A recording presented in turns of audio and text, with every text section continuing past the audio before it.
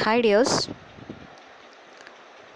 in this session we are going to discuss a famous learning theory, the cognitive learning theory by Jerome S. Bruner. ബ്രൂണറുടെ വൈജ്ഞാനിക പഠന സിദ്ധാന്തത്തെക്കുറിച്ചാണ് നമ്മൾ ഇന്നിവിടെ discuss ചെയ്യാൻ പോകുന്നത്. Jerome Zeymer Brunner. He was born in 1915 and died in the year 2016. He was an American psychologist who made significant contributions to human cognitive psychology and cognitive learning theory in educational psychology. He is also famous for his discovery learning theory and spiral curriculum, which we will discuss in this session later. Jerome ബ്രൂണറെ കുറിച്ച് കൂടുതൽ പറയുകയാണെങ്കിൽ അദ്ദേഹം ജന്മന കാഴ്ച വൈകല്യത്തോടു കൂടിയാണ് ജനിച്ചു വീഴുന്നത്. കാറ്ററാക്റ്റിൻ്റെ പ്രോബ്ലംസ് മൂലം അദ്ദേഹത്തിന് വളരെ ചെറിയ പ്രായത്തിൽ തന്നെ തീർത്തും 2 വയസ്സാകുമ്പോൾ അദ്ദേഹത്തിനൊരു സർജറി നടത്തുകയും പിന്നീടാണ് അദ്ദേഹത്തിന് കാഴ്ച തിരിച്ച് ലഭ്യമാകുകയും ചെയ്യുന്നത്. And we can see him as a very hard working person. Harvard യൂണിവേഴ്സിറ്റിയിൽ നിന്നും അദ്ദേഹം ഡോക്ടറേറ്റ് നേടിയതിനു ശേഷം അവിടെ തന്നെ ഹാർഡ്വേർഡ് യൂണിവേഴ്സിറ്റിയിൽ അദ്ദേഹം പ്രൊഫസറായി സേവനം അനുഷ്ഠിച്ചിട്ടുണ്ട്. പിന്നീട് ഓക്സ്ഫോർഡ് യൂണിവേഴ്സിറ്റിയിലും അദ്ദേഹത്തിൻ്റെ സേവനം ലഭ്യമായിട്ടുണ്ട്.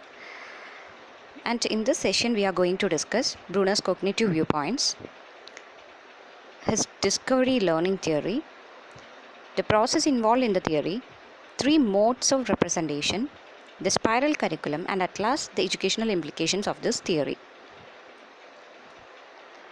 ഇദ്ദേഹത്തിൻ്റെ വളരെ ഫേമസ് ആയിട്ടുള്ള ഒരു ബുക്കാണ് ദ പ്രോസസ് ഓഫ് എഡ്യൂക്കേഷൻ. 1960 അദ്ദേഹം പബ്ലിഷ് ചെയ്ത ദ പ്രോസസ് ഓഫ് എഡ്യൂക്കേഷൻ.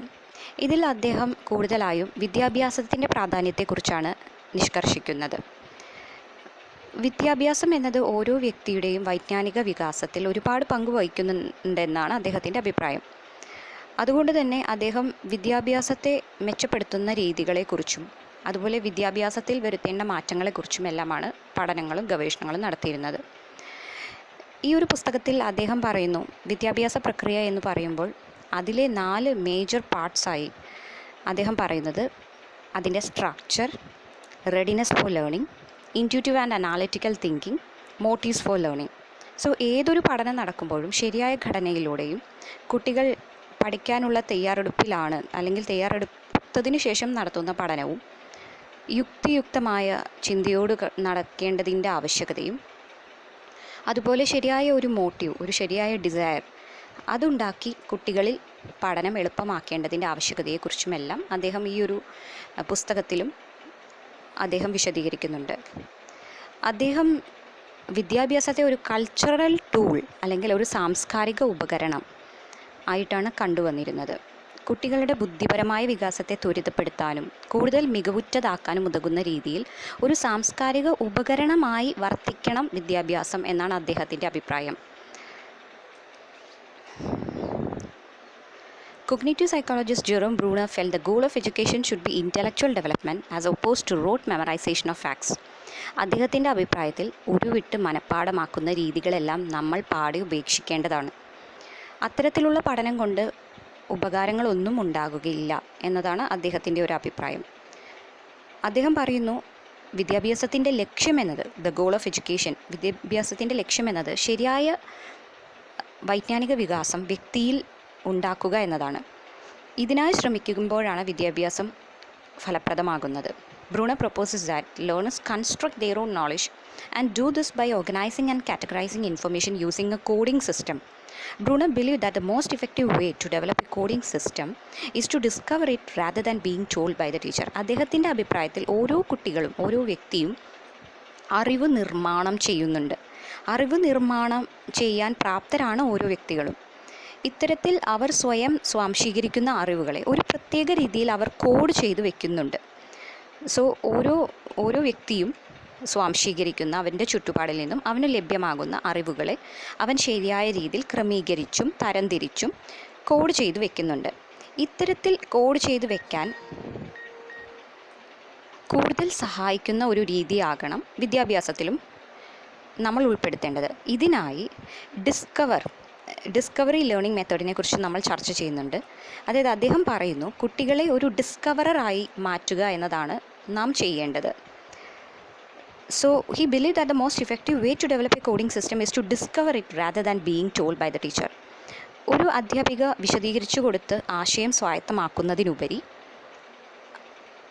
ഒരു കുട്ടി സ്വയം ആശയം രൂപീകരണം നടത്തുമ്പോഴാണ്, ഒരു കുട്ടി സ്വയം നിരീക്ഷിച്ചും പരീക്ഷിച്ചും ആശയം കണ്ടെത്തി അത് രൂപീകരിക്കുമ്പോഴാണ് അവിടെ ശരിയായ പഠനം നടക്കുന്നതെന്ന് അദ്ദേഹം അഭിപ്രായപ്പെടുന്നു.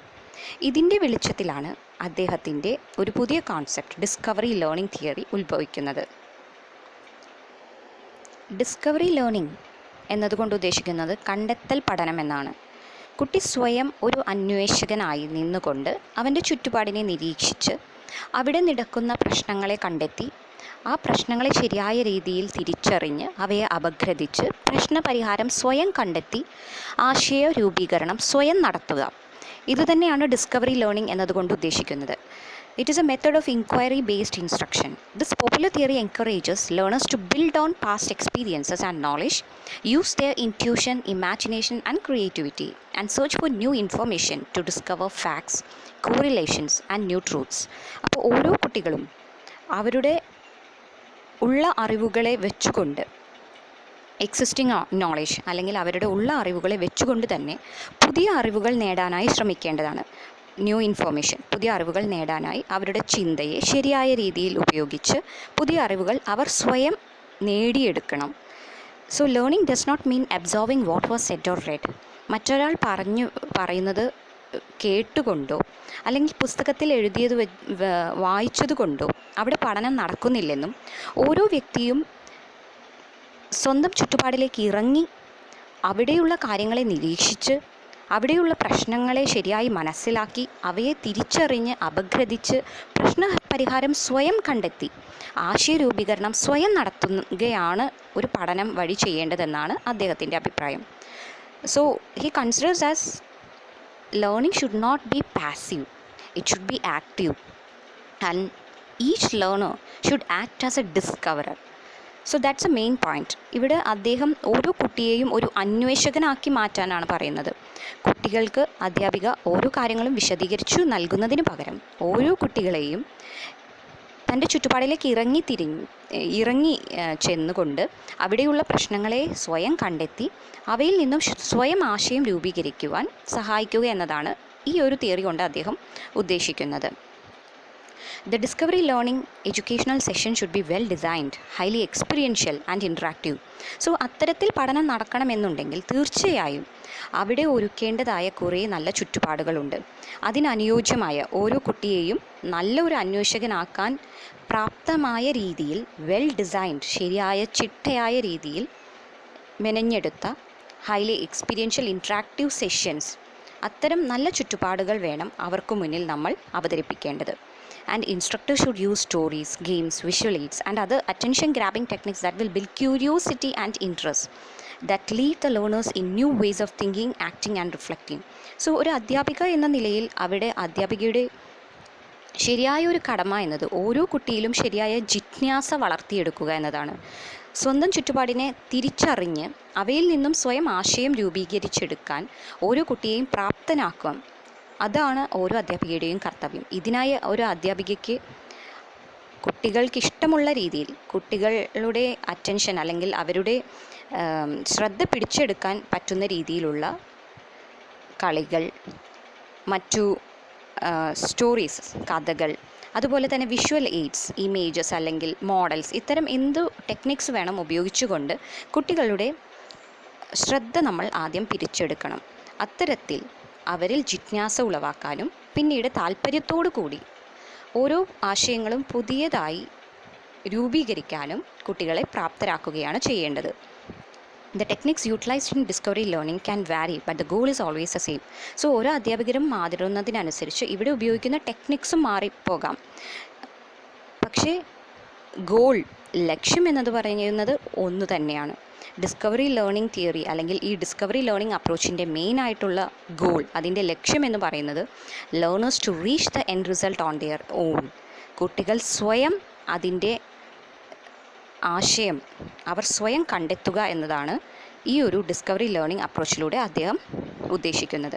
By exploring and manipulating situations, struggling with questions and controversies, or by performing experiments, learners are more likely to remember concepts and newly acquired knowledge. So അത്തരത്തിൽ കുട്ടികൾ സ്വയം ഈ ഭൂമിയോട് അടുത്ത് ചുറ്റുപാടിലേക്ക് ഇറങ്ങിത്തിരിഞ്ഞ് അവിടെയുള്ള ഓരോ കാര്യങ്ങളുമായി സ്വയം അവർ സംവദിക്കുന്നതിലൂടെ അവർക്ക് ഒരുപാട് ചോദ്യങ്ങൾ അവരുടെ മനസ്സിൽ ഉരുത്തിരിഞ്ഞു വരികയും കുറേ പരീക്ഷണങ്ങളിലൂടെ അവർ സ്വയം അതിനെല്ലാം പരിഹാരം കണ്ടെത്താൻ ശ്രമിക്കുകയും ചെയ്യും.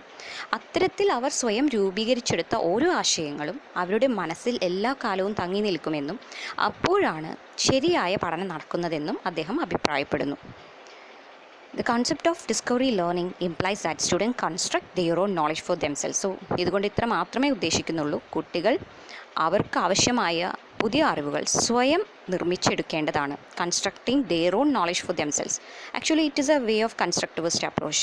And the role of the teacher, അവിടെ ഒരു ടീച്ചറിൻ്റെ റോൾ എന്ന് പറയുന്നത് മനഃപ്പാഠമാക്കാൻ ഒരു കുട്ടിയെ സഹായിക്കുക എന്നതല്ല, instead to facilitate the learning process.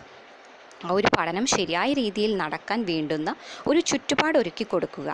അത്തരത്തിൽ അവിടെ പഠനം നടക്കാനുള്ള എല്ലാ സപ്പോർട്ടും എല്ലാ സഹായങ്ങളും നൽകുക എന്നത് മാത്രമാണ് ഒരു അധ്യാപികയുടെ കടമ. This means that a good teacher will design lessons that help students discover the relationship between bits of information. So, അവർക്കുള്ള ഓരോ പുതിയ അറിവുകൾ വെച്ചും അല്ലെങ്കിൽ അവരുടെ ഉള്ളിലുള്ള ഓരോ അറിവുകൾ വെച്ചും പുതിയ അറിവുകളെ മനസ്സിലാക്കാനും പുതിയ ആശയങ്ങളെ രൂപീകരിക്കാനും ഉതകുന്ന രീതിയിലുള്ള പഠനാനുഭവങ്ങൾ നൽകുകയാണ് ഓരോ അധ്യാപികയും ചെയ്യേണ്ടത്. And now we are going to see the process involve in discovery learning. So ഇത്തരം ഒരു അപ്രോച്ചിലൂടെ പഠനം നടക്കണമെങ്കിൽ അധ്യാപിക തീർച്ചയായും അറിയേണ്ട ഒരു പ്രക്രിയയുണ്ട്. സോ ഇതിൽ അദ്ദേഹം പറയുന്നത് 3 പ്രോസസ്സിനെ കുറിച്ചാണ്. ഡിസ്കവറി ലേണിംഗ് നടക്കാനായി ഓരോ അധ്യാപകരും ചെയ്യേണ്ട 3 പ്രക്രിയകളെക്കുറിച്ച് അദ്ദേഹം പറയുന്നു. The first one is activation. ആദ്യമായി ചെയ്യേണ്ടത് കുട്ടികളിൽ ജിജ്ഞാസ ഉണ്ടാക്കിയെടുക്കുക എന്നതാണ്. സോ അവരുടെ ചുറ്റുപാടിലേക്കും ഇറങ്ങിത്തിരിഞ്ഞ് ഓരോ ആശയത്തെ കണ്ടുപിടിക്കാൻ അവർക്ക് താല്പര്യം ഉണ്ടാക്കിയെടുക്കുക, അതുതന്നെയാണ് ഇതിലെ ആദ്യത്തെ പ്രോസസ്സ്. സോ അതിനുതകുന്ന രീതിയിൽ അവരുമായി ബന്ധപ്പെട്ട ഏതെങ്കിലും ഒരു പ്രശ്നം അവർക്ക് മുന്നിൽ അവതരിപ്പിച്ചു കൊണ്ടായിരിക്കണം ഒരു പുതിയ ആശയത്തെ കുട്ടി സ്വായത്തമാക്കാൻ അധ്യാപിക ശ്രമിക്കേണ്ടത്. So it is arousing curiosity and introducing a stimulus which makes the learner explore the learning situation as an inquirer, discoverer for a new knowledge. അപ്പോൾ ഇവിടെ ഒരു സ്റ്റിമുലസ് പ്രൊവൈഡ് ചെയ്യുകയാണ്. ഇവിടെ ആക്ച്വലി ഈ സ്റ്റിമുലസ് എന്ന് പറയുന്നത് ആക്ച്വലി ഒരു പ്രശ്നം തന്നെയാണ്. കുട്ടികൾക്ക് മുന്നിൽ ഒരു പ്രശ്നം അധ്യാപിക അവതരിപ്പിക്കുന്നു.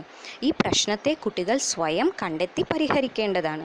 അപ്പോൾ ഇത്തരത്തിൽ അവർക്ക് മുന്നിൽ അവതരിപ്പിക്കുന്ന ഒരു പ്രശ്നം അവരുടെ ജീവിതവുമായി ബന്ധപ്പെടുത്തിയുള്ളതാകാൻ എപ്പോഴും ശ്രമിക്കണം. ഇൻട്രൊഡ്യൂസിങ് എ ഫെമിലിയർ സിറ്റുവേഷൻ, അവർക്ക് അറിയുന്നതുമായ അല്ലെങ്കിൽ അവരുടെ ദൈനംദിന ജീവിതവുമായി ബന്ധപ്പെട്ട ഏതെങ്കിലും ഒരു പ്രശ്നം വേണം നമ്മളിവിടെ അവർക്ക് മുന്നിൽ അവതരിപ്പിക്കേണ്ടത്. ഇതിനുശേഷം വരുന്ന രണ്ടാമത്തെ പ്രക്രിയ എന്ന് പറയുന്നത് മെയിൻ്റനൻസ് ആണ്. The second process is maintenance, അതായത് സസ്റ്റെയിനിങ് ക്യൂരിയോസിറ്റി. ഒരിക്കൽ നമ്മൾ അവരിൽ താല്പര്യം ഉണ്ടാക്കിയെടുത്താലും പിന്നീട് ആ താല്പര്യം നശിച്ചു പോകാതെ ആ തൽപരതയോടു കൂടി തന്നെ പ്രശ്നം പരിഹരിക്കാൻ അവരെ സഹായിക്കുക എന്നതാണ് മെയിൻ്റനൻസ് എന്നതുകൊണ്ട് ഉദ്ദേശിക്കുന്നത്. നമുക്കറിയാം, പെട്ടെന്നൊരു പ്രശ്നം കുട്ടിക്ക് മുന്നിൽ അവതരിപ്പിക്കുമ്പോൾ പെട്ടെന്ന് തന്നെ ആ പ്രശ്നത്തിന് പരിഹാരം കണ്ടെത്താൻ കുട്ടിയെക്കൊണ്ട് സാധിച്ചെന്ന് വരില്ല. ശരിയായ താല്പര്യത്തോടു കൂടിയാണ് കുട്ടി പ്രവർത്തിക്കുന്നതെങ്കിൽ ഉറപ്പായും അതിനനുയോജ്യമായ പരിഹാരം കുട്ടിക്ക് കണ്ടെത്താനും സാധിക്കും. സോ ആ ഒരു താല്പര്യം അല്ലെങ്കിൽ ആ ക്യൂരിയോസിറ്റി, ജിജ്ഞാസ കുട്ടിയിൽ അതുപോലെ തന്നെ നിലനിർത്തുവാൻ ഉതകുന്ന രീതിയിൽ സപ്പോർട്ട് അല്ലെങ്കിൽ എന്തെങ്കിലും സഹായങ്ങൾ നൽകുക എന്നതാണ് ഈ ഒരു സ്റ്റേജ് കൊണ്ട് ഉദ്ദേശിക്കുന്നത്. Actions to be sustain until the goal becomes realised, a solution is discovered. So ആ ഒരു പരിഹാരം കണ്ടെത്തുന്നതുവരെ അവരുടെ ജിജ്ഞാസ അതേ രീതിയിൽ തന്നെ നിലനിർത്തുക. അത് actually it is A challenging task and teachers expertise is really needed in this stage. And the third process he said is direction, that is providing direction to thinking through reinforcement. ശരിയായ മാർഗനിർദ്ദേശം കുട്ടികൾക്ക് നൽകുക. ഓരോ അവർ നടക്കുന്ന അല്ലെങ്കിൽ അവർ കടന്നു പോകുന്ന ഓരോ പ്രക്രിയകൾക്കും ശരിയായ മാർഗനിർദ്ദേശം നൽകി അവരെ ശരിയായ രീതിയിൽ മുന്നോട്ട് പോകാൻ സഹായിക്കുക എന്നതാണ് ഡയറക്ഷൻ എന്ന ഈ ഒരു പ്രോസസ്സിലൂടെ ഉദ്ദേശിക്കുന്നത്. That is proper feedback and reinforcements need to be given to the action moments which help in realisation of goal. പ്രശ്നപരിഹാരത്തിന് ശ്രമിക്കുന്ന കുട്ടിക്ക് ശരിയായ രീതിയിലുള്ള മാർഗനിർദ്ദേശങ്ങൾ നൽകി അവർക്ക് വേണ്ടുന്ന പ്രചോദനം നൽകി അവരെ ആ ഒരു പ്രശ്നപരിഹാരത്തിൽ എത്താൻ സഹായിക്കുക. അത് തന്നെയാണ് ഡയറക്ഷൻ എന്നതുകൊണ്ട് ഉദ്ദേശിക്കുന്നത്. And it may include refining students thoughts and providing extra supplements in A logical sequence. ഈ ഒരു സമയത്ത് ചിലപ്പോൾ കുട്ടികളുടെ ചില ചിന്തകളെ നമുക്ക് പുനഃക്രമീകരിക്കേണ്ടതായി വരാം. റിഫൈനിങ് ദ സ്റ്റുഡൻസ് തോട്ട്സ്, അതുപോലെ തന്നെ ചില പുതിയ ആശയങ്ങൾ, ചില പുതിയ കാര്യങ്ങൾ കുട്ടികൾക്ക് പറഞ്ഞു കൊടുക്കേണ്ടതായും വരാം. സോ ഇത്തരത്തിൽ സപ്പോർട്ട്സ് എല്ലാം നൽകിക്കൊണ്ട് കുട്ടിയെ പ്രശ്നം പരിഹരിക്കാൻ സ്വയം പ്രാപ്തനാക്കുകയാണ് ഈ ഒരു പ്രോസസ്സിലൂടെ ചെയ്യുന്നത്. സോ ഡിസ്കവറി ലേണിംഗ് തിയറി അല്ലെങ്കിൽ ഡിസ്കവറി ലേണിംഗ് അപ്രോച്ചിൽ അദ്ദേഹം ഉദ്ദേശിക്കുന്ന ഒന്നാമത്തെ process activation, the second one is maintenance and the third one is direction. ഇത്തരത്തിൽ ഈ 3 പ്രക്രിയയിലൂടെയും കടന്നു പോകുന്ന ഒരു കുട്ടിക്ക് തീർച്ചയായും അവൻ്റെ മുന്നിൽ അവതരിപ്പിച്ച പ്രശ്നത്തെ സ്വയം പരിഹരിക്കാനും ഒരു ആശയം സ്വയം രൂപീകരിച്ചെടുക്കാനും സാധിക്കുമെന്ന് അദ്ദേഹം പറയുന്നു. Now we are going to discuss the 3 stages of representation. ഇനി നമ്മൾ കാണാൻ പോകുന്നത് അദ്ദേഹം കോഗ്നിറ്റീവ് സൈക്കോളജി, വൈജ്ഞാനിക വികാസത്തെക്കുറിച്ച് അദ്ദേഹം നടത്തിയ പഠനത്തിലൂടെ അദ്ദേഹം കണ്ടെത്തിയ ആശയ രൂപീകരണ പ്രക്രിയ, the modes of representation. In Bruner's research of cognitive development of children in 1966, he proposed 3 modes of representation: inactive, iconic and symbolic. So അദ്ദേഹം നടത്തിയ ഗവേഷണം വൈജ്ഞാനിക വികാസത്തെക്കുറിച്ച്, കുട്ടികളിലെ വൈജ്ഞാനിക വികാസത്തെക്കുറിച്ച് അദ്ദേഹം നടത്തിയ പഠനത്തിൽ 1966 ഈ പഠനത്തിലൂടെ അദ്ദേഹം കണ്ടെത്തിയ മറ്റൊരു പ്രധാനപ്പെട്ട ഒരു കാര്യമായിരുന്നു ആശയ രൂപീകരണ പ്രക്രിയ എന്നത്, മോഡ്സ് ഓഫ് റെപ്രസെൻറ്റേഷൻ. അതായത് ഓരോ വ്യക്തിയും ഓരോ പുതിയ അറിവും നേടിയെടുക്കുന്നതും അവ സ്വാംശീകരിക്കുന്നതും അല്ലെങ്കിൽ സൂക്ഷിച്ചു വെക്കുന്നത് ബൈ എൻകോഡിങ്, അവരുടെ മെമ്മറിയിൽ അവരത് എൻകോഡ് ചെയ്തു വെക്കുന്നത് ഒരു പ്രത്യേക തരത്തിലാണെന്നാണ് അദ്ദേഹം പറയുന്നത്. ഇതിനെ അദ്ദേഹം മോഡ്സ് ഓഫ് റെപ്രസെൻറ്റേഷൻ എന്ന് പറയുന്നു. And he name them as inactive representation, iconic representation and symbolic representation. So ഏത് തരത്തിലാണ് ഓരോ കുട്ടികളിലും അറിവ് സംഭരിക്കുന്നതും ശേഖരിച്ചു വെക്കുന്നതും അതിനനുസരിച്ച് അദ്ദേഹം 3ആയി ഇതിനെ തരംതിരിച്ചിരിക്കുന്നു: inactive way, iconic and symbolic. Inactive എന്ന് പറയുമ്പോൾ ആക്ഷൻ ബേസ്ഡ്, അതായത് പ്രവർത്തന ഘട്ടമാണ്. ഐക്കോണിക് അതല്ലെങ്കിൽ പിക്ടോറിയൽ എന്ന് നമുക്ക് പറയാം, pictorial representation. It is image based, ബിംബന ഘട്ടം. And the third one is symbolic representation, that is language based, പ്രതിരൂപാത്മക ഘട്ടം. സോ ഈ മൂന്ന് ഘട്ടങ്ങൾ ഓരോ കുട്ടികൾക്കും പുതിയ ആശയങ്ങൾ രൂപീകരിക്കാൻ സഹായിക്കുന്ന ഇതാണെന്ന് അദ്ദേഹം പറയുന്നു. And now let us discuss the first stage, that is the inactive mode of representation. അതായത് ഒരു വയസ്സ് വരെയുള്ള കുട്ടി പലപ്പോഴും അറിവ് സമ്പാദിക്കുന്നത് ഈ ഒരു രീതിയിൽ എന്നാണ് അദ്ദേഹം പറയുന്നത്. ഒരു വയസ്സ് വരെയുള്ള കുട്ടിക്ക് കൂടുതലായും അവൻ എപ്പോഴും ഒരുപാട് ആക്ഷൻസ് അല്ലെങ്കിൽ ഒരുപാട് അവൻ്റെ ചെയ്തികളിലൂടെയാണ്, അവൻ്റെ പ്രവർത്തനങ്ങളിലൂടെയാണ്, അനക്കങ്ങളിലൂടെയാണ് അവൻ പുതിയ കാര്യങ്ങൾ മനസ്സിലാക്കുന്നതും അറിയുന്നതും അവ സൂക്ഷിച്ചു വെക്കുന്നതും. ഇതുകൊണ്ട് തന്നെ ഇതിനെ ഇനാക്റ്റീവ് സ്റ്റേജ് എന്ന് പറയുന്നു, പ്രവർത്തനഘട്ടം. It is A first kind of memory. This mode is used within the first year of life corresponding with പിയാഷെ sensory motor stage. So പിയാഷെ അദ്ദേഹത്തിൻ്റെ കോഗ്നിറ്റീവ് ഡെവലപ്മെൻറ്റ് സ്റ്റേജസിൽ പറഞ്ഞ ഒന്നാമത്തെ ഘട്ടമായ സെൻസറി മോട്ടോർ സ്റ്റേജിനോട് വളരെയധികം സാദൃശ്യമുള്ള ഒരു സ്റ്റേജ് തന്നെയാണ് ഇനാക്റ്റീവ് സ്റ്റേജ്. ഇവിടെ thinking is based on physical actions and infants learn by doing rather than by internal representation. So ചെറിയ ഓരോ കുഞ്ഞും അവർ പല കാര്യങ്ങളും അവൻ്റെ ചുറ്റുപാടിലുള്ള പല കാര്യങ്ങളെയും അറിയാൻ ശ്രമിക്കുന്നത് അവൻ്റെ ആക്ഷൻസിലൂടെയാണ്, അവൻ്റെ ചെയ്തികളിലൂടെയാണ്. സോ അവൻ്റെ ആ ആക്ഷൻസിലൂടെ, ചെയ്തികളിലൂടെ, പ്രവർത്തനങ്ങളിൽ ഏർപ്പെട്ടുകൊണ്ടുള്ള ഒരു പഠനം. കൃത്യമായി നമുക്ക് പറയുകയാണെങ്കിൽ മൂർത്ത വസ്തുക്കൾ, കോൺക്രീറ്റ് തിങ്സ്, അതുമായി നേരിട്ട് സമ്പർക്കം നടത്തുന്ന ഒരു കുട്ടി അതിലൂടെ പല കാര്യങ്ങളും സ്വയം മനസ്സിലാക്കി എടുക്കുന്നുണ്ട്. ഇതിനെയാണ് ഇനാക്റ്റീവ് സ്റ്റേജ് എന്ന് പറയുന്നത്. So it involves encoding physical action based information and storing it in our memory. So ഓർമ്മയിൽ കുട്ടി പലതും സൂക്ഷിച്ചു വെക്കുന്നത് ഇത്തരം പ്രവർത്തനങ്ങളിലൂടെ ലഭിക്കുന്ന അറിവ് തന്നെയാണ്. The inactive stage appears first and there is A direct manipulation of objects without internal representation of the objects. So ഓരോ മൂർത്ത വസ്തുക്കളുമായി കുട്ടിക്ക് നേരിട്ടൊരു അനുഭവം ഉണ്ടാകുന്നുണ്ട്. എന്നാൽ ഒരിക്കലും കുട്ടി ആ മൂർത്ത വസ്തുക്കളെ മനസ്സിൽ സൂക്ഷിച്ചു വെക്കുന്നില്ല. ഇൻറ്റേർണൽ റെപ്രസെൻറ്റേഷൻ, അതായത് കുട്ടിയിൽ ചിന്ത ശരിയായി നടക്കാത്തത് കൊണ്ട് തന്നെ അതിൻ്റെ കുറിച്ചിട്ടുള്ള ഒരു ഇൻറ്റേർണൽ റെപ്രസെൻറ്റേഷൻ നടക്കുന്നില്ല. കുട്ടി അതുമായി നേരിട്ട് സമ്പർക്കത്തിലൂടെ എന്തെല്ലാമോ അറിവ് ശേഖരിക്കുന്നു. For example, a baby shakes a rattle and hears a noise. The baby has directly manipulated the rattle and the outcome was a pleasurable sound. In the future, the baby may shake his hand even if there is no rattle, expecting his hand to produce a rattling sounds. The baby does not have an internal representation of the rattle and therefore does not understand that it needs a rattle in order to produce a sound. ഇവിടെ ഒരു നല്ലൊരു example പറഞ്ഞിരിക്കുന്നത്, ഒരു കുട്ടി ഒരു കിലുക്ക് ഉപയോഗിച്ച് അവൻ്റെ കയ്യിലിരിക്കുന്ന കിലുക്ക് അവൻ അറിയാതെ കൈ ഇളക്കുന്ന സമയത്ത് അനങ്ങുന്നതിനോടൊപ്പം ആ കിലുക്കിൽ നിന്ന് നല്ല ഒരു ശബ്ദം പുറപ്പെടുവിക്കുന്നു. പിന്നീട് അവൻ്റെ കയ്യിൽ കിലുക്കില്ലാത്ത സമയത്തും അവൻ്റെ കൈ അനക്കിക്കൊണ്ട് ആ ഒരു ശബ്ദം പുറപ്പെടുവിക്കുവാൻ പറ്റുമോ എന്ന് ശ്രമിക്കുന്നുണ്ട്. ആക്ച്വലി അവിടെ സംഭവിക്കുന്നത് ആ ഒരു കിലുക്ക് കൊണ്ടാണ് ശബ്ദമുണ്ടായതെന്ന് കുട്ടിയുടെ ചിന്തയിലില്ല. അല്ലെങ്കിൽ ആ കിലുക്ക് റാറ്റിൽ എന്നത് അതിൻ്റെ ഒരു ഇൻറ്റേർണൽ റെപ്രസെൻറ്റേഷൻ മനസ്സിൽ നടന്നിട്ടില്ല. അതുകൊണ്ട് തന്നെ കുട്ടി അവിടെ ആക്ഷൻ കൈയിൻ്റെ ആ അനക്കത്തെ കുറിച്ച് മാത്രമാണ് ചിന്തിക്കുന്നത്. സോ ഇത്തരത്തിലുള്ള ഒരു സ്റ്റേജാണ് ഇനാക്റ്റീവ് സ്റ്റേജ് എന്നത്. അപ്പോൾ ആക്ച്വലി അവിടെ അറിവ് സമ്പാദിക്കുന്നത് ഫിസിക്കൽ ആക്ഷൻസിലൂടെ പ്രവർത്തനങ്ങളിൽ ഉൾപ്പെട്ടുകൊണ്ട് പഠിക്കുകയാണ് അവിടെ നടക്കുന്നത്. And the second one is iconic stage. അതായത് 1 വയസ്സ് മുതൽ 6 വയസ്സ് വരെയുള്ള കുട്ടികൾ കൂടുതലായും പല കാര്യങ്ങളും പല അറിവുകളും സ്വയം സ്വാംശീകരിച്ചെടുക്കുന്നത് ഈ ഒരു രീതിയിലാണ്.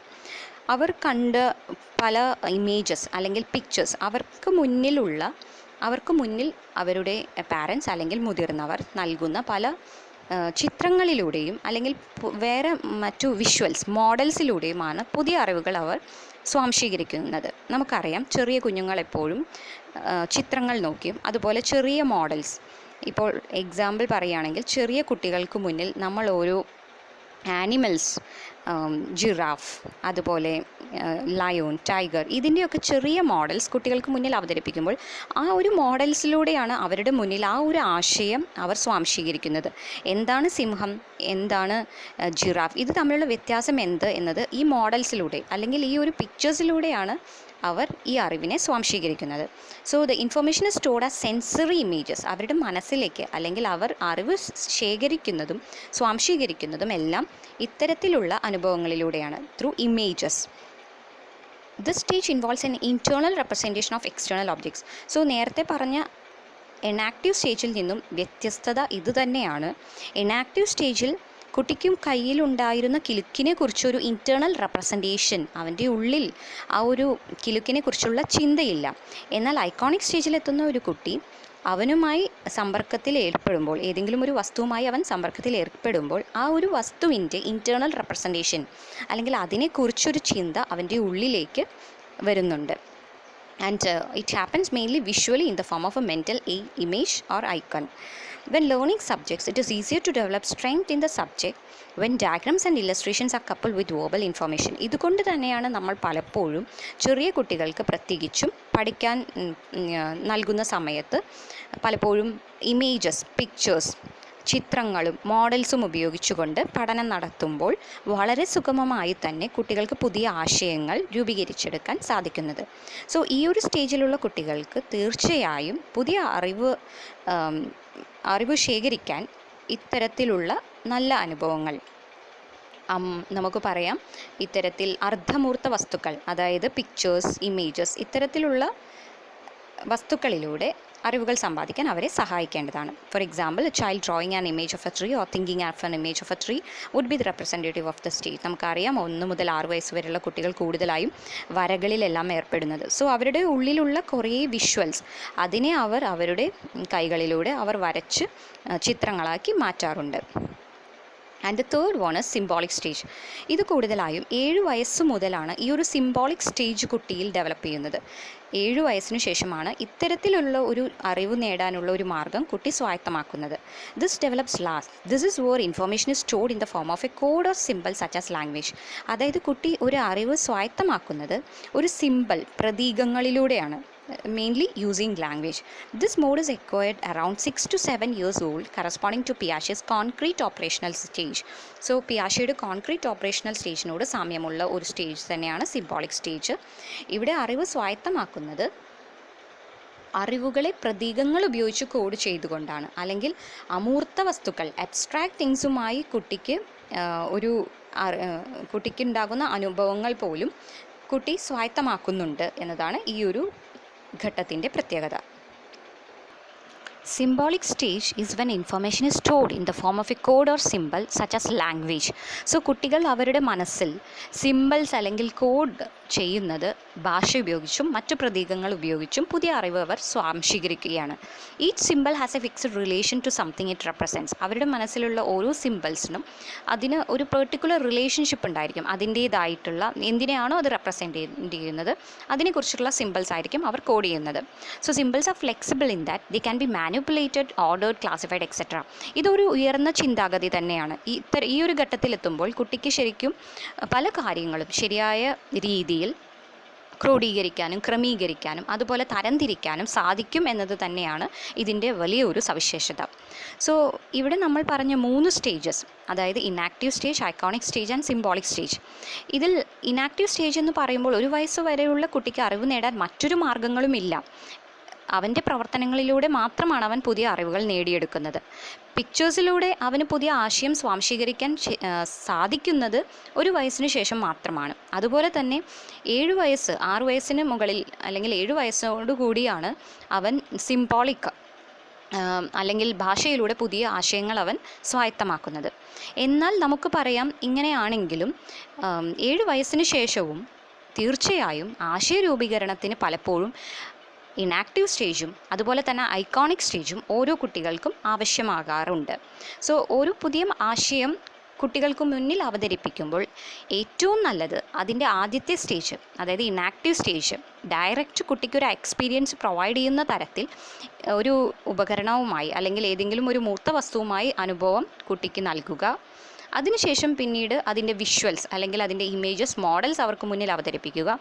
പിന്നീട് ലാംഗ്വേജ് ഉപയോഗിച്ചുകൊണ്ട് കൂടുതൽ അതിൻ്റെ കാര്യങ്ങൾ അവർക്ക് മുന്നിൽ നൽകുകയാണെങ്കിൽ ശരിയായ രീതിയിൽ ഓരോ പുതിയ ആശയവും കുട്ടിക്ക് സ്വയം രൂപീകരിച്ചെടുക്കാൻ സാധിക്കും. And after a learner has the opportunity to directly manipulate the objects, they should be encouraged to construct visual representations such as drawing a shape or a diagram. Finally, a learner understands the symbols associated with what they represent. So, പഠനം നടക്കുന്ന സമയത്ത്, അതായത് സ്കൂളിലെത്തുന്ന കുട്ടികൾക്ക് ഒരു ആശയം രൂപീകരിക്കുമ്പോൾ ഈ 3 സ്റ്റേജസും, enactive stage, iconic stage, symbolic stage, ഈ 3 സ്റ്റേജസും അനുയോജ്യമായ പഠനാനുഭവങ്ങൾ നൽകുക എന്നതാണ് ഓരോ അധ്യാപകരുടെയും കർത്തവ്യം. സോ ഒരു പുതിയ ആശയം കുട്ടിക്ക് മുന്നിൽ അവതരിപ്പിക്കുമ്പോൾ ഈ ആശയത്തിന് കുട്ടിക്ക് സ്വയം സ്വാംശീകരിക്കുന്ന രീതിയിലുള്ള ഡയറക്റ്റ് എക്സ്പീരിയൻസ്, പിന്നീട് അവന് മുന്നിൽ നമ്മൾ ചിത്രങ്ങൾ അല്ലെങ്കിൽ മോഡൽസ് അവതരിപ്പിച്ചുകൊണ്ടും പിന്നീട് ഭാഷ ഉപയോഗിച്ചുകൊണ്ട് സിംബോളിക് സ്റ്റേജിലേക്കുള്ള ആശയരൂപീകരണത്തിനുമുള്ള സാഹചര്യം ഒരുക്കി കൊടുക്കേണ്ടതാണ്. According to Bruner, one's intellectual ability evolves as a result of maturation, training and experiences through a series of 3 sequential stages, the inactive, iconic and symbolic. So ഈ 3 സ്റ്റേജസിലൂടെ തന്നെയാണ് ഓരോ കുട്ടികളും ഓരോ ആശയങ്ങളും പുതിയ ഓരോ കോൺസെപ്റ്റ്സും അവർ മനസ്സിലാക്കുന്നത് ഈ 3 പ്രക്രിയയിലൂടെ തന്നെയാണ്, അല്ലെങ്കിൽ ഈ 3 ഘട്ടങ്ങളിലൂടെയാണ്. പ്രവർത്തന ഘട്ടം, ബിംബന ഘട്ടം, പ്രതിരൂപാത്മക ഘട്ടം, inactive, iconic and symbolic stage. And now he is discussing about the importance of language. നമുക്കറിയാം, സിംബോളിക് സ്റ്റേജിലെത്തിയ ഒരു കുട്ടി 7 വയസ്സിന് ശേഷം എപ്പോഴും ഒരു കുട്ടി പുതിയ ആശയങ്ങളെ സ്വായത്തമാക്കുന്നത് ബൈ യൂസിങ് ലാംഗ്വേജ്, ഭാഷ ഉപയോഗിച്ചുകൊണ്ട് തന്നെയാണ്. അതിനാൽ തന്നെ ഒരുപാട് ആശയങ്ങളും ഭൂമിയിലെ പല കാര്യങ്ങളെക്കുറിച്ചുള്ള പുതിയ അറിവുകളും പുതിയ ആശയങ്ങളും കുട്ടി സ്വായത്തമാക്കുന്നത് കൂടുതലായും ഭാഷ ഉപയോഗിച്ചുകൊണ്ട് തന്നെയാണ്. ഇതിനാൽ ഭാഷ ഏറെ പ്രാധാന്യം അർഹിക്കുന്നു എന്ന് അദ്ദേഹം പറയുന്നു. Language is important for the increased ability to deal with abstract concepts. നമുക്കറിയാം, അമൂർത്ത വസ്തുക്കളുമായി അനുഭവപ്പെട്ട് അല്ലെങ്കിൽ അതുമായി ഉള്ള പുതിയ അറിവുകൾ കുട്ടിക്ക് സ്വായത്തമാക്കാൻ എപ്പോഴും കുട്ടിയെ സഹായിക്കുന്നത് ഭാഷ തന്നെയാണ്. Bruner argues that language can code stimuli and free an individual from the constraints of dealing with motor actions and visual representations. So ഈ ഒരു സിംബോളിക് സ്റ്റേജിൽ ചിന്തിക്കാൻ പറ്റുന്ന ഒരു കുട്ടിക്ക് പലപ്പോഴും ഒരു വിഷ്വൽസ് അല്ലെങ്കിൽ ആക്ഷൻസ് അതിൻ്റെ ആവശ്യമില്ലാതെ തന്നെ പുതിയ അറിവ് സ്വായത്തമാക്കാൻ സാധിക്കുന്നു. The use of words can aid the development of new concepts. അങ്ങനെ ലാംഗ്വേജിലൂടെ അല്ലെങ്കിൽ ഭാഷയിലൂടെ പുതിയ ഒരുപാട് ആശയങ്ങൾ കുട്ടിക്ക് മുന്നിൽ എത്തുന്നു. And this is one of his famous quotes: any subject can be taught effectively in some intellectually honest form to any child at any stage of development. ഏതൊരു വളർച്ചാഘട്ടത്തിൽ നിൽക്കുന്ന ഒരു കുട്ടിക്കും മുന്നിൽ ഏതൊരു ആശയത്തെയും വളരെ നല്ല രീതിയിൽ അവതരിപ്പിക്കുകയാണെങ്കിൽ, ശരിയായ രീതിയിൽ അവതരിപ്പിക്കുകയാണെങ്കിൽ ആ ആശയം കുട്ടിക്ക് വളരെ എളുപ്പമായി തന്നെ പഠിച്ചെടുക്കാൻ സാധിക്കുമെന്ന് അദ്ദേഹം പറയുന്നു. ഇതിനെ ബന്ധപ്പെടുത്തിക്കൊണ്ടാണ് അദ്ദേഹം സ്പൈറൽ കരിക്കുലം എന്നൊരു കോൺസെപ്റ്റ് ഇൻട്രൊഡ്യൂസ് ചെയ്യുന്നത്. നമുക്കറിയാം, സ്കൂളുകളിൽ പോകുന്ന കുട്ടികൾക്ക് ചെറിയ ക്ലാസ്സുകളിൽ ചെറിയ കാര്യങ്ങളെക്കുറിച്ച് പറഞ്ഞു കൊടുക്കുന്ന സമയത്ത് അതിനെക്കുറിച്ച് കൂടുതൽ ആഴത്തിൽ അല്ലെങ്കിൽ വ്യാപ്തിയിൽ അടുത്ത ക്ലാസ്സിൽ പറഞ്ഞു കൊടുക്കുന്നുണ്ട്. പിന്നീട് വീണ്ടും അടുത്ത ക്ലാസ്സിലേക്ക് പോകുമ്പോൾ അല്ലെങ്കിൽ അടുത്ത ഘട്ടത്തിലേക്ക് പോകുമ്പോൾ ഇതിൻ്റെ ആഴം ഒന്നും കൂടി കൂടുന്നുണ്ട്. സോ ഇത്തരത്തിൽ ഓരോ പുതിയ ആശയങ്ങളും കുട്ടികൾ സ്വായത്തമാക്കുന്നത് ആഴവും വ്യാപ്തിയും കൂടുന്ന രീതിയിൽ തുടർന്നുള്ള ക്ലാസ്സുകളിലാണ്. ദിസ് ഇൻവോൾവ്, സോ ഈ സ്പൈറൽ കരിക്കുലം എന്നുള്ളതിലും ഇത് തന്നെയാണ് അദ്ദേഹം പറയുന്നത്. അതായത് നേടിയ അറിവിനുമേൽ നിരന്തരം പുതിയ അറിവുകൾ ചേർത്തുകൊണ്ട് കൂടുതൽ ആഴത്തിലേക്കും വ്യാപ്തിയിലേക്കും പോകുന്ന തരത്തിൽ പാഠ്യപദ്ധതിയെ ക്രമീകരിക്കുക എന്നതാണ് അദ്ദേഹം സ്പൈറൽ കരിക്കുലം എന്നതുകൊണ്ട് ഉദ്ദേശിക്കുന്നത്. നേടിയ അറിവിനുമേൽ നിരന്തരം പുതിയ അറിവുകൾ ചേർത്ത് കൂടുതൽ ആഴത്തിലേക്കും വ്യാപ്തിയിലേക്കും പോകുന്ന രീതിയിലുള്ള ഒരു പാഠ്യപദ്ധതി, ദാറ്റ് ഇസ് സ്പൈറൽ കരിക്കുലം. നമുക്ക് പറയാം ചാക്രിക ആരോഹണ രീതി. This involve information being structured so that complex ideas can be taught at A simplified level first and then revisited at more complex levels later on. So ആദ്യം കൊടുക്കുമ്പോൾ എപ്പോഴും simple to complex ആണ് നമ്മുടെ മാക്സിം. സോ സിമ്പിൾ ആയിട്ടുള്ള കാര്യങ്ങൾ ആദ്യ ക്ലാസ്സുകളിലും പിന്നെ അതിൻ്റെ കൂടുതൽ വ്യാപ്തിയിലേക്ക് പോയി കൂടുതൽ കോംപ്ലെക്സ് ആവുന്നത് ക്ലാസ്സുകൾ കൂടുന്തോറും കൂടുതൽ കോംപ്ലെക്സ് ആയി ആ ഒരു കാര്യം കുട്ടിക്ക് മുന്നിൽ പ്രസൻറ്റ് ചെയ്യേണ്ടതാണ്. Therefore, subjects would be taught at levels of gradually increasing difficulty level. ഓരോ ലെവൽ കൂടുന്നതിനനുസരിച്ച് കുട്ടിക്ക് ഡിഫിക്കൽട്ടി ലെവൽ ഇൻക്രീസ് ചെയ്യുന്നുണ്ട്. And hence A spiral analogy. Ideally, teaching this way would lead the child being able to solve the problems by themselves. ഇത്തരത്തിൽ കുട്ടികൾക്ക് മുന്നിൽ പുതിയ ആശയങ്ങൾ അവതരിപ്പിക്കുകയാണെങ്കിൽ വളരെ നല്ല രീതിയിൽ തന്നെ സ്വയം പ്രശ്നപരിഹാരം നടത്തി സ്വയം ആശയ രൂപീകരണം ദൃഢമാക്കാൻ സാധിക്കുമെന്ന് അദ്ദേഹം അഭിപ്രായപ്പെടുന്നു. ഇവിടെ കാണാം ഈ ഒരു സ്പൈറൽ കരിക്കുലം ചെറിയ ക്ലാസ്സുകളിൽ സിമ്പിളായി കൊടുക്കുന്നത്, അതിൻ്റെ തന്നെ അതേ ആശയം തന്നെ കൂടുതൽ വ്യാപ്തികളോടുകൂടി അടുത്ത ക്ലാസ്സിൽ, പിന്നീട് കുറച്ചുകൂടി ആഴവും പരപ്പും വ്യാപ്തിയും കൂടി നെക്സ്റ്റ് അടുത്ത ക്ലാസ്സിലേക്ക്, അങ്ങനെ ഡിഫിക്കൽട്ടി ലെവൽ കൂടുന്ന രീതിയിലാണ് പാഠ്യപദ്ധതി അറേഞ്ച് ചെയ്യേണ്ടത്, പാഠ്യപദ്ധതി അവതരിപ്പിക്കേണ്ടതെന്നാണ് അദ്ദേഹത്തിൻ്റെ അഭിപ്രായം. Bruner believed that learning information in a spiraling way helps the children to organize knowledge into a structure that is accessible and usable in different stages of life in addition to the presented learning situation. So ഇത്തരത്തിൽ ഒരു spiralling വേയിൽ ഒരു spiral curriculum ഒരു ചാക്രികാരോഹണ രീതിയിൽ ഒരു പാഠ്യപദ്ധതി തയ്യാറാക്കി അവർക്ക് മുന്നിൽ അവതരിപ്പിക്കുമ്പോൾ ശരിയായ രീതിയിൽ അതിനെ ക്രമീകരിച്ച് ശരിയായ ഒരു ഘടന മനസ്സിൽ ഉണ്ടാക്കാൻ ഓരോ കുട്ടിക്കും സാധിക്കുമെന്ന് അദ്ദേഹം അഭിപ്രായപ്പെടുന്നു. And now we are going to discuss the educational implications of the theory. ഇതിൻ്റെ മുഖ്യമായ ഒരു കോൺട്രിബ്യൂഷൻ എന്ന് തന്നെ നമുക്ക് പറയാം ലേണിംഗ് ടു ലേൺ, കുട്ടിയെ പഠിപ്പിക്കുക എന്നതാണ്. എങ്ങനെയാണ് പഠിക്കേണ്ടത്, എന്താണ് പഠിക്കേണ്ടത് എന്ന പോലെ തന്നെ വളരെയധികം പ്രാധാന്യമുള്ളൊരു കാര്യമാണ് എങ്ങനെയാണ് പഠിക്കേണ്ടതെന്ന്. അപ്പോൾ ഓരോ കുട്ടികളെയും ഓട്ടോണോമസ് ലേണേഴ്സ്, നമുക്കറിയാം അദ്ദേഹത്തിൻ്റെ കാഴ്ചപ്പാടിൽ make the child a discoverer or consider the learners as a discoverer. നമ്മുടെ മുന്നിലുള്ള ഓരോ കുട്ടികളെയും ഓരോ അന്വേഷകരായി വേണം നമ്മൾ കണക്കേണ്ടത്. സോ അത്തരത്തിൽ കുട്ടികളെ സ്വയം ഓട്ടോണോമസ് ലേണേഴ്സ്, അവരെ സ്വയം കാര്യങ്ങൾ മനസ്സിലാക്കാൻ പ്രാപ്തരാക്കുക എന്നത് തന്നെയാണ് വിദ്യാഭ്യാസത്തെയും മുഖ്യമായ ലക്ഷ്യം. Bruner believed that curriculum should foster the development of problem solving skills instead of memorizing facts through the process of inquiry and discovery. So അവർ ഉരുവിട്ട് മനഃപ്പാഠമാക്കുന്ന ആ ഒരു രീതിയെല്ലാം മാറ്റിവെച്ച് അന്വേഷിച്ചും കണ്ടെത്തിയും പുതിയ ആശയങ്ങളെ കുട്ടി സ്വയം സ്വായത്തമാക്കുന്ന രീതിയിലായിരിക്കണം കരിക്കുലം സെറ്റ് ചെയ്യേണ്ടതെന്ന് അദ്ദേഹം പറയുന്നു. Learning should begin with the direct manipulation of objects. അതുപോലെ തന്നെ ഏതൊരു പുതിയ ആശയവും കുട്ടികൾക്ക് മുന്നിൽ നമ്മൾ കൊടുക്കുന്ന സമയത്ത് അതിൻ്റെ ഒരു ഡയറക്റ്റ് മാനിപ്പുലേഷൻ, നേരിട്ട് കുഞ്ഞിന് അതുമായി ഒരു സമ്പർക്കം വരുന്ന രീതിയിലുള്ള ഒരു അനുഭവം കുട്ടിക്ക് നടക്കേണ്ടതാണ്. അത് അദ്ദേഹത്തിൻ്റെ 3 മോഡ്സിന് അനുസരിച്ചാണ്: ഇനാക്റ്റീവ്, ഐക്കോണിക് ആൻഡ് സിംബോളിക്. ഞാൻ വീണ്ടും പറയുന്നു, ഈ 3 സ്റ്റേജസിലൂടെയും പോകുന്ന തരത്തിൽ വേണം ഓരോ പഠനാനുഭവങ്ങളും കുട്ടിക്ക് നൽകേണ്ടത്. നേരിട്ടുള്ള അനുഭവം ഇൻ ആക്റ്റീവ് സ്റ്റേജ്, ഐക്കോണിക് എന്ന് പറയുമ്പോൾ പിക്ചേഴ്സും മോഡൽസും ഉപയോഗിച്ച്, പിന്നീട് ഭാഷ ഉപയോഗിച്ചുകൊണ്ട്, ഇത്തരത്തിൽ വേണം ഓരോ പുതിയ ആശയങ്ങളും കുട്ടികൾക്ക് മുന്നിൽ ഒരുക്കേണ്ടത്.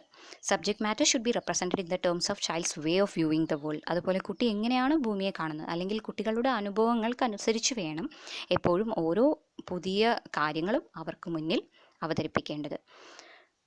The same is repeated here. He believed that the subject matter should be represented in terms of the child's way of viewing the world, and the curriculum should be designed so that the mastery of the skills lead to the mastery of still more powerful ones. Spiral curriculum എന്താണ് ഉദ്ദേശിച്ചത് അത് തന്നെയാണ് ഇത്. അതായത് simple to complex എന്ന ലെവലിലേക്ക് ഇവിടെ കുട്ടികൾക്ക് ഓരോ അറിവും കൊടുക്കുമ്പോൾ അതിൻ്റെ കൂടുതൽ അറിവും ആഴത്തിലേക്കും വ്യാപ്തിയിലേക്കും പോയുള്ള ഒരാശയമായിരിക്കണം അടുത്ത ലെവലിലേക്ക് നൽകേണ്ടത്. അത്തരത്തിലൊരു കരിക്കുലം ആകണം കുട്ടിക്ക് മുന്നിൽ ഒരുക്കേണ്ടതെന്ന് അദ്ദേഹം പറയുന്നു. He also advocated teaching by organising concepts and learning by discovery. എപ്പോഴും പുതിയ ഒരു ആശയം കുട്ടികൾക്ക് മുന്നിൽ ശരിയായി അവതരിപ്പിച്ചുകൊണ്ടും അതുപോലെ കുട്ടികളെ സ്വയം അന്വേഷകരാക്കി മാറ്റിക്കൊണ്ടും വേണം പഠനം നടത്തേണ്ടതെന്നും അദ്ദേഹം പറയുന്നു. And that's all. Thank you.